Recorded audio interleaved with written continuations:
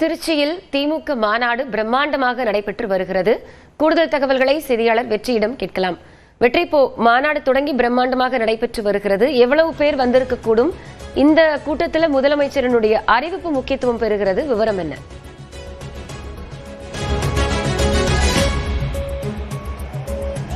காயத்ரி, இந்த சட்டமன்ற தேர்தலுக்கு 3 முக்கியமான வியூகங்களை திமுக கையாளுறாங்க. ஒன்று, கட்சி தன்னளவில் தனி பெரும்பான்மை ஆட்சி அமைப்புக்கு தேவையான இடங்களை திமுக முழுமையா எடுக்கணும் அப்படிங்கிற ஒரு நோக்கத்துல தான் அவங்க கட்சியினுடைய எல்லா கிளைகள்லையும் வேறு வரைக்கும் இருக்கக்கூடிய எல்லா நிலைகள்லையும் ஒரு தீவிரமான களப்பணி ஆற்றுன்றதுக்காக மகளிர் அணி, இளைஞர் அணி இப்படி தொடர் கூட்டங்கள் நடத்திக்கிட்டு இருந்து வாக்குச்சாவடி முகவர்கள் மாநாடு நடத்தினாங்க. அதனுடைய நீட்சியாகத்தான், அதனுடைய உச்சமாகத்தான் திமுக மாநில மாநாடை திருச்சியில் நடத்திருக்காங்க. இங்க என்ன ஒரு முக்கியம் அப்படின்னா, கட்சி துவங்கி 1951 இருந்து இது வரைக்கும் 12 மாநாடுகள் இதை சேர்த்து அதுல 7 மாநாடுகள், 7வது மாநாடும் திருச்சியில் நடத்துறாங்க. திருச்சி அப்படிங்கிறது திமுகவை பொறுத்த வரைக்கும் திருப்பு முனை அப்படின்னு சொல்லப்படுது. திருச்சி மண்டலம், மத்திய மண்டலம், டெல்டா மண்டலம் திமுகவுக்காக எப்போதும் பலம் வாய்ந்த பகுதி, பலம் வாய்ந்த மண்டலம் அப்படிங்கிறது ரொம்ப முக்கியமானது. அதன் அடிப்படையில் தொடர்ச்சியாகவே திருச்சியில் நடத்தப்படுது அப்படிங்கிறதும் குறிப்பிடத்தக்க வேண்டிய அம்சம். அப்போ இப்படியாக கட்சியாக தன்னளவில் அமைப்பை முழுமையா பலப்படுத்தணும் அப்படிங்கிறதுக்கான முயற்சியில் இறங்கி இருக்கக்கூடிய திமுக அதனுடைய மாநில மாநாட்டிலையும் 10 லட்சம் பேர் வரைக்கும் பங்கேற்பதற்கான ஏற்பாடுகளோடு செஞ்சிருக்காங்க. முதலமைச்சர் மு க ஸ்டாலின் இன்னும் சற்று நேரத்தில் வர இருக்கிறாரு. இப்போ அண்மையில் திமுகவில் இணைந்திருந்த முன்னாள் முதலமைச்சர் ஓ பன்னீர்செல்வம் சற்று முன்னர் மாநாட்டில் பங்கேற்கிறதுக்காக போயிருக்காரு. துணை முதலமைச்சர் உதயநிதி ஸ்டாலின் வந்துட்டு இருக்காரு. இன்னும் வாகனங்கள்ல ஆயிரக்கணக்கான இந்த துணை முதலமைச்சர் உதயநிதி ஸ்டாலின் செல்லக்கூடிய காட்சியை பார்க்கிறோம். அவருக்கு சாலையில இருபக்கங்களையும் தொண்டர்கள் என்று அவருக்கு வரவேற்பு கொடுக்குறாங்க. ரொம்ப முக்கியமா இன்னைக்கு மாநாடு அப்படிங்கிறது முதலமைச்சர் கட்சியினருக்கான உத்தரவுகள் கொடுப்பாரு, அது வழக்கமான ஒண்ணு. அதிமுக பாஜக மீது விமர்சனங்களை வைப்பாரு, அதுவும் இயல்பாக இருக்கக்கூடிய ஒன்று. இன்னைக்கு என்ன கூடுதலாக எதிர்பார்ப்பு இருக்கு அப்படின்னா, புதிய அறிவிப்புகளை கொடுக்க போறாரு. கடந்த 2021 சட்டமன்ற தேர்தல் அப்பையும் அவர் அப்பதான் மகளிர் உரிமை தொகை, அதாவது திமுக அரசினுடைய மிகப்பெரிய சாதனை திட்டங்கள்ல ஒன்றாக முதலமைச்சர் சொல்லக்கூடிய மகளிர் உரிமை தொகை, மகளிருக்கான இலவச பேருந்து பயணம், இந்த மாதிரி திட்டங்கள்லாம் 2021 தேர்தலுக்கு முன்னாடி திருச்சி நடந்த மாநாட்டில் அறிவிச்சிருந்தாரு. அதனால தேர்தல் அறிக்கையை பொறுத்தவரைக்கும் திமுகவுக்கு அதுதான் அவங்க கதாநாயகன் சொல்லுவாங்க. அப்போ இன்னைக்கு அவரு கதாநாயகனுக்கான அம்சங்கள்ல எதெல்லாம் வெளியிட போறாரு அப்படிங்கறதா பிரதான எதிர்பார்ப்பா இருக்குது. என்ன முக்கிய அறிவிப்புகள் இருக்க போறது அப்படிங்கிறது ரொம்ப முக்கியம். 6:30 மணி அளவுல முதலமைச்சர் ஸ்டாலினுடைய உரை அப்படிங்கிறது இருக்க போகுது. அதுல இந்த வியூகங்கள், ஏன்னா ஏற்கனவே தொடர்ச்சியா அவர் 200 தொகுதிகளை கைப்பற்றுவதற்குண்டான ஒரு வியூகங்களை தொடர்ச்சியா கட்சி நிர்வாகிகளுக்கு அறிவுறுத்திட்டு இருக்காரு. ஒவ்வொரு பூத்திலையும் 350 ஓட்டு எடுக்கணும், மொத்தமாக 2 கோடி வாக்குகள் வாங்கணும். அப்ப 200 சீட்டை நம்ம எடுக்க முடியும் அப்படிங்கிற ஒரு விஷயங்களை சொல்றாரு. தொடர்ச்சியா வெல்வோம் 200 அப்படின்னு சொல்றாங்க. தமிழ்நாடு தலைகுனியாத பல்வேறு தீம்களை, பல்வேறு விஷயங்களை அணுகும் பொழுது இவங்களுடைய அந்த அடிப்படையில் இன்னைக்கு மாநாடும் அப்படிங்கிறதும் தமிழ்நாடு வெள்ளட்டும், ஸ்டாலின் வெல்லட்டும் அப்படிங்கிற ஒரு முழக்கத்தை வச்சு அவங்க தொடர்றாங்க. ஆக இன்னைக்கு அவருடைய அறிவிப்பு என்னவாக இருக்க போகுது அப்படிங்கிறது ஒரு பெரிய எதிர்பார்ப்பு. கட்சியினர் எல்லாம் தொடர் உற்சாகத்தில் கடந்த ஒரு 3-4 மாதங்களாக நிர்வாகிகள் சந்திப்பு கூட்டங்களாகவே 10 கூட்டங்கள் நடத்தியிருக்காங்க. கட்சி நிர்வாகிகள் மத்தியில் 10 லட்சம் பேர் வரைக்கும் முதலமைச்சர் நேரடியாக அவரே சந்திச்சு அவ்வளவு பேரையும் உரையாற்றி வராரு.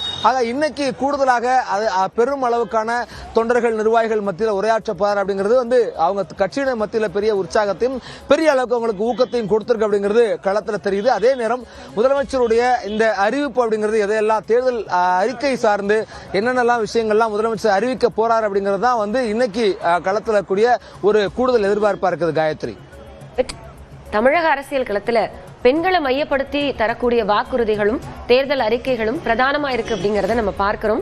சமீபத்தில் நிறைய கட்சிகளும் அப்படி அறிவிப்பு வெளியிட்டு இருந்தது. அதே மாதிரிதான் திமுக என்ன அறிவிப்பு வெளியிட போகுதுங்கிற எதிர்பார்ப்பு இருக்கு.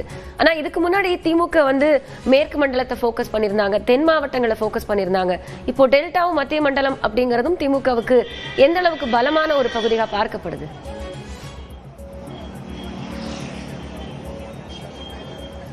இல்ல தமிழ்நாட்டினுடைய 4 மண்டலங்களாக பார்க்கிறோம் அப்படின்னா அவங்களுக்கு சென்னை உள்ளிட்ட வட மாவட்டங்கள் எப்போதும் திமுகவுக்கு பலமான ஒரு பகுதி. அதே போல மத்திய மண்டலம் அப்படிதான்.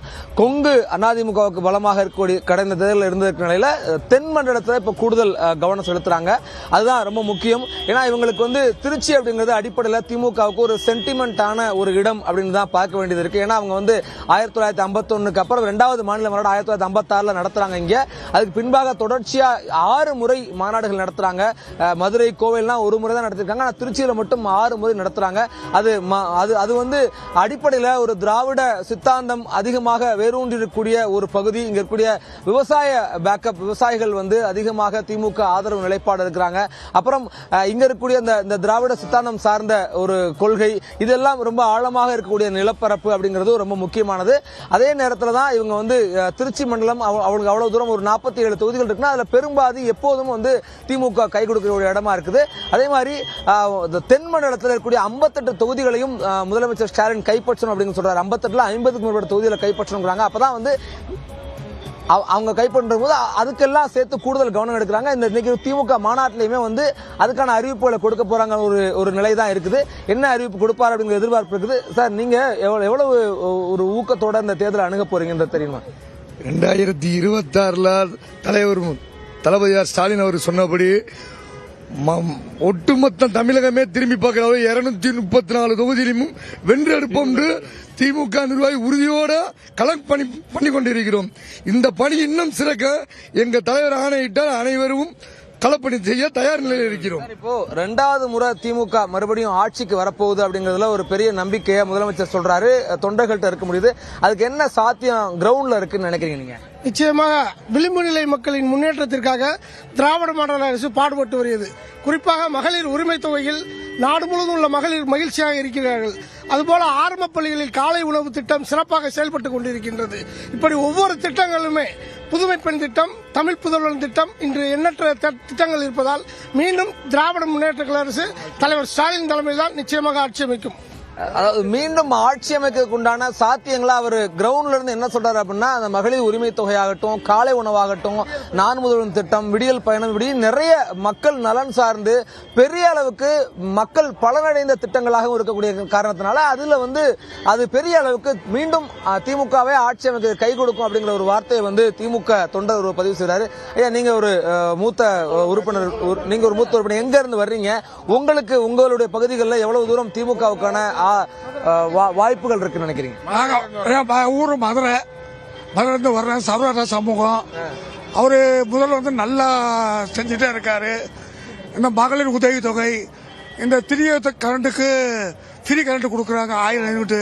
அது சிறு தொழிலுக்கு நல்லா உபயோகாகுது. விசைத்தறி, டூரிஸ்டிங் கம்பெனி, இந்த சின்ன சின்ன தொழிலுக்கெல்லாம் நல்ல உதவி பண்ணிட்டு இருக்காரு. இப்போ மேலும் இன்னும் உதவி பண்றேன்னு சொல்லியிருக்காரு. அதனால வர்ற தேர்தலில் நிச்சயமாக ஒரு 200 சீட்ல மீண்டும் முதல் மந்திரி வருவார்னு நாங்கள் எல்லா சார்பிலும் நான் கேட்டுக்கிறேன். தொடர்ந்து பேசலாம். வெற்றி, திருச்சி மாநாடு எப்போதும் திமுகவிற்கு திருப்பு முனையை ஏற்படுத்தும் என்றும் இந்த முறை அதற்கான வாய்ப்புகள் பிரகாசமாக இருப்பதாகவும் பெரம்பலூர் எம்பி அருண் நேரு தெரிவித்திருக்கிறார். நியூஸ் 18க்கு அவர் அளித்த பேட்டியை பார்க்கலாம். என்னைக்குமே திருச்சி மாநாடுங்கிறது திருப்புமுனை மாநாடு. எப்பொழுதும் இருக்கிற திருப்புமுனையோட இந்த முனை திருப்புமுனை ரொம்ப அதிகமாகவே இருக்கும். தலைவர் அவர்கள் மறுபடியும் சிஎம்மா உட்கார்றதுக்குண்டான அறிகுறி எல்லா இடத்துலையும் தெரியுது. அந்த எழுச்சியும் நல்லா தெரியுது. இந்த கடந்த 60 நாட்களாக நிறைய நல்ல திட்டங்கள் அறிவிக்கிறது மட்டும் இல்லாமல் செயல்படுத்தி முடிச்சிருக்காங்க. எல்லாரோட எதிர்பார்ப்பும் வந்து இன்னைக்கு தலைவர் அவர்கள் பேசும்போது நம்மளுக்கு எல்லாத்துக்குமே தெரியும். அந்த எதிர்பார்ப்பு கண்டிப்பா மக்களுக்கு போய் சேருங்கிற நம்பிக்கையோட தான் நாங்கள் எல்லாரும் இங்க வந்திருக்கோம்.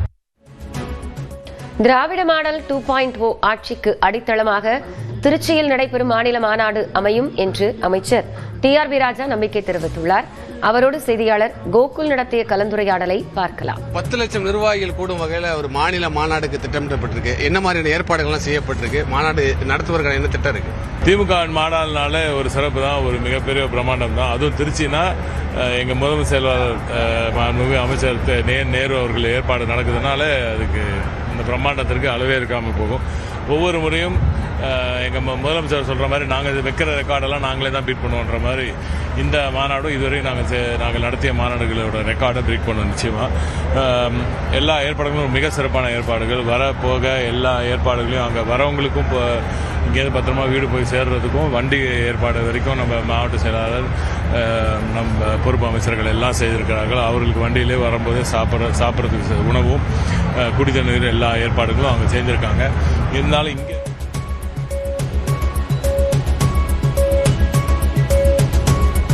திருச்சியில் நடைபெற்று வரும் மாநில மாநாட்டில் முதலமைச்சர் இன்று முக்கிய அறிவிப்புகளை வெளியிடுவார் என்று எதிர்பார்க்கப்படுகிறது. 10 லட்சத்திற்கும் மேற்பட்ட நிர்வாகிகள் திரண்டிருக்கக்கூடிய இந்த மாநாட்டில் தற்போது துணை முதலமைச்சர் உதயநிதி ஸ்டாலின் வந்திருக்கிறார். 6:30 மணிக்குள்ளாக முதலமைச்சர் இந்த மாநாட்டில் பங்கேற்று பல்வேறு புதிய அறிவிப்புகளை வெளியிடுவார் என்று எதிர்பார்க்கப்படுகிறது. கடந்த 2021 சட்டமன்ற தேர்தலுக்கு முன்பாக திமுக சார்பில் அளிக்கப்பட்ட மிக முக்கியமான தேர்தல் வாக்குறுதிகள் திருச்சியில் அறிவிக்கப்பட்டது குறிப்பிடத்தக்கது. அந்த வகையில் திமுக திருச்சி மாநாட்டை திருப்புமுனை மாநாடாகவே பார்க்கிறது.